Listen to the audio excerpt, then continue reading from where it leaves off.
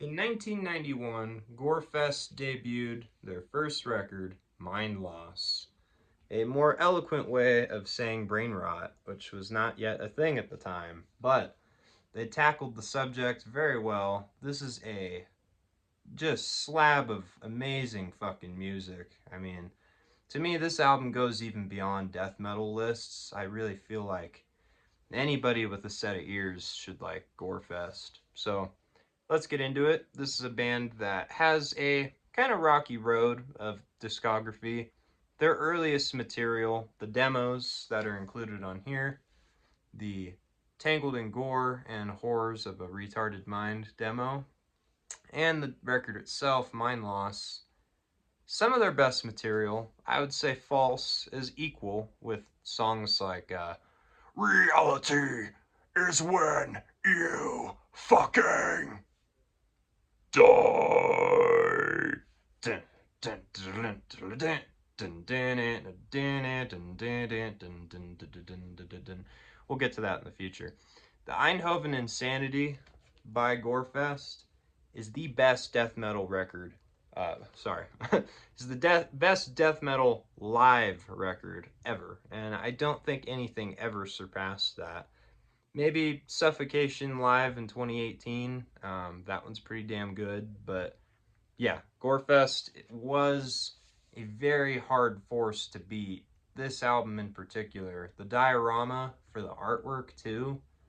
I don't remember when I first saw it, but this is an actual sculpture. Unlike a lot of album covers that are paintings, if you're familiar with Dan Seagrave with Transcend the Rubicon or Gateways to Annihilation over there. So, a lot of death metal artworks aren't sculptures. They don't actually make a diorama for the album cover, and I really appreciate that. You can tell they had a vision with this record, and the chrome Coke bottles is an interesting touch as these like generator things, and the face of the child. I'm trying to keep us both in the shot here. This is what it looks like when you go on Instagram and you just scroll for like 6 hours straight. Um, can't relate? Yeah, I can. This is an album that tackles a lot of subjects that death metal usually does. You have songs like Tangled in Gore, which is about taking a dead woman, hanging her up on hooks, um, getting your dick stuck up in her guts, and by the time it's funeral day, you gotta put her in the closed casket because the things that you did were pretty disgusting. So it tackles some of the generic, blood and guts kind of material. But then you have songs like Mental Misery, which we're going to open up here. It's the gatefold. Mental Misery, the lyric, the lame among society do not have to learn. They really wrote some great lyrics with this record. And if you've watched my previous content, you know that I'm seldom a lyric listener. I don't usually pay attention to that. It's just due to the quantity of music I listen to. Like, from all across the globe, I don't know more than English. I'm trying to learn German, but uh, all these other languages I don't speak. It's not like I'm gonna sit there and translate the lyrics to understand it. I like the way it sounds. So, for a band from the Netherlands to put out such an amazing album that globally to Europeans and Americans alike and other English speaking countries, it's relevant as ever. And really, this pressing I'm so happy to have. I've had it for a while, and I knew I would talk about it on the channel at some point. There's the center label. This was the 2019 Back on Black pressing. Hard to find. People are charging way crazy prices for this now. I paid like $38 maybe back in like 2021, 2022. So yeah, if you're looking for this record and you've yet to find it, I would actually recommend the CD. If you're really lucky, you could find the 2005 version. That's a double CD that includes all the demo tracks. which are essential as well. I definitely would argue that there's not a bad moment on this entire thing. It's like over an hour of music split between both LPs, and it's amazing. And you know the art, everything about Gorefest at this time was good, from the art to the tracks to the song titles to the lyrics.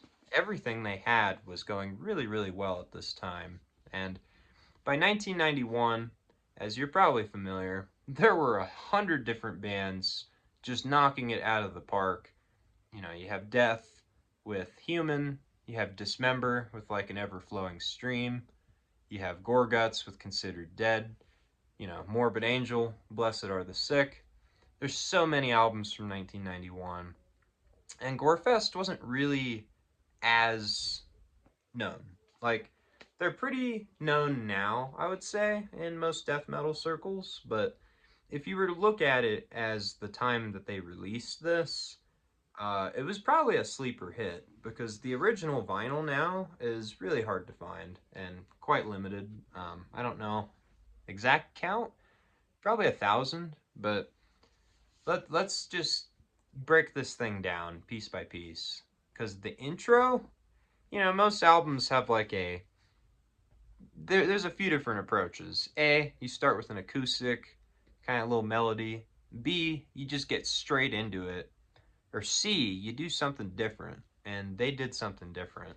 There's like this loud, um, kind of buzz that it starts with, and it gives you this creepy, washing, eerie feeling until it rolls into Mental Misery, and the guitar starts chiming in, and the drums kind of beat for a second, and then there's a loud roar, and it gets into it pretty quick. So the album doesn't waste any time. There's not many tracks that pull punches. There is a similar theme found on the track. It's hard to see for me. There you go. Horrors in a Retarded Mind kind of brings back that slow droning effect that the intro and Mental Misery set up. And actually, my favorite part of the record is going from Tangled in Gore to Confessions of a Serial Killer and then Horrors of a Retarded Mind. Excellent. All the song titles are great. All the music is great. But those three songs in particular are just so well done. I mean, really, every instrument has a moment to breathe.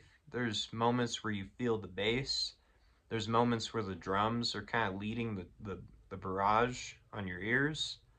And yeah, I mean, some bands you'll find, like, let's say, you know, easy example, Suffocation or Mortal Decay, better example. You know, Grisly Aftermath, Brutalizing Creations, Dawn of Misery. Some people prefer the demos over Sickening Erotic and Forensic. I could see that. I could see why, because they're really, really well done, and they each kind of have their own creepy garage, ultra brutal feeling to it. This band, I think the demos are amazing, okay, but I actually think the records are better. Mindloss and False is their best material. Now, that's not saying that the demos are not essential as well, because they are. But I would definitely lean more towards Mindloss being my favorite, right there with False. Because really, I've noticed my favorite tracks are split between the two records. Reality is reality when you fucking die. I mean that's probably my favorite track. Um, Sorry, I just have the Eindhoven version in my head. I've listened to that live record a lot, probably more than False itself, the studio performance. But yeah, you really can't go wrong here. I don't think this is an album that will be forgotten to time. Some bands from 1991 seem like they didn't really get any attention then, and they still don't now.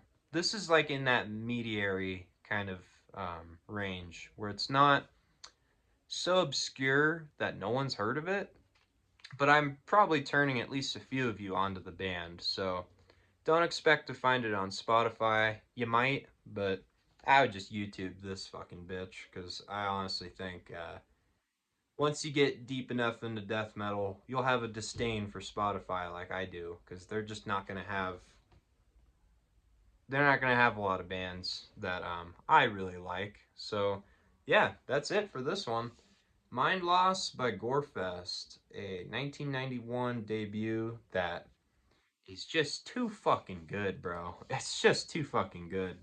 Now I didn't cover it because I feel like this would have taken a while, but the inside here is a large description of the album, their time in the studio, everything the band went through during these days. So I can actually see it from here. They mention Carcass, don't they? Yep, Carcass, Napalm Death, Autopsy. So they mention their influences as well, which you could imagine were all the contemporary bands doing the same style back then. So yeah, check out Mind Loss. You will enjoy it. Front to back. I don't think there's a single dull moment on this record. And yeah, if you had to choose just one song, if you're still here, thank you.